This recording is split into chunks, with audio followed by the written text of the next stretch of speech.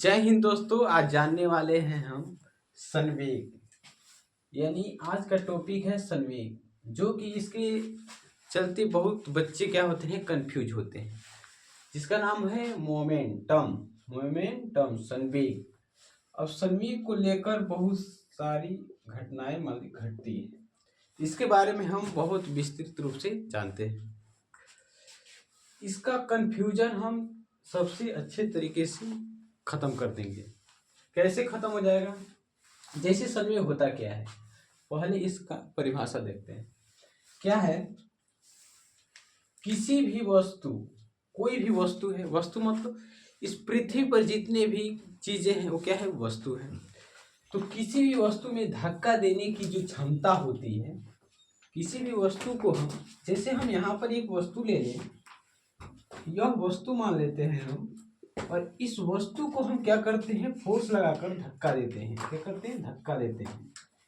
तो जो धक्का देने की जो क्षमता होती है वही कहलाती है संवेग। यानी इसमें द्रव्यमान भी होगा, यानी कोई भी वस्तु है हमारी पृथ्वी पर, कण कण में भी द्रव्यमान होता है, तो हर एक कण में द्रव्यमान होता है। उसी प्रकार किसी वस्तु को अगर हम धक्का देते हैं तो उसकी जो क्षमता होती है वही क्या कहलाती है, संवेग कहलाती है। जैसे एक और परिभाषा लिख सकते हैं या में, यानी किसी वस्तु के द्रव्यमान एवं वेग के गुणनफल के बराबर होता है। कहने का मतलब यह हुआ कि कोई भी वस्तु है तो उस वस्तु में द्रव्यमान तो होगा ही, और उस वस्तु में अगर जब धक्का देते हैं तो क्या होता है, वो वेग में परिवर्तित हो जाता है।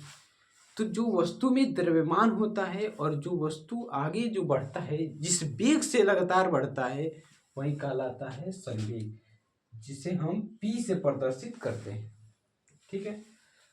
अब संवेग को दो पार्टों में बांट दिया गया है। पहला क्या है, इस गति के अनुसार, यानी अगर संवेग बढ़ रहा है तो गति के अनुसार कैसे संवेग बढ़ रहा है, इस आधार पर हम क्या किए हैं, दो पार्टों में बांट दिए हैं। पहला है रेखीय संवेग।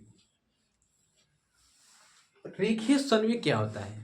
जैसे कहने का मतलब यह हुआ, जो सीधी रेखा में, यानी एक हम सीधी रेखा ले लें और इस वस्तु पर यहाँ एक वस्तु रख दें, और यह वस्तु क्या करे, ये गतिमान हो जाए धीरे धीरे अपना वेग।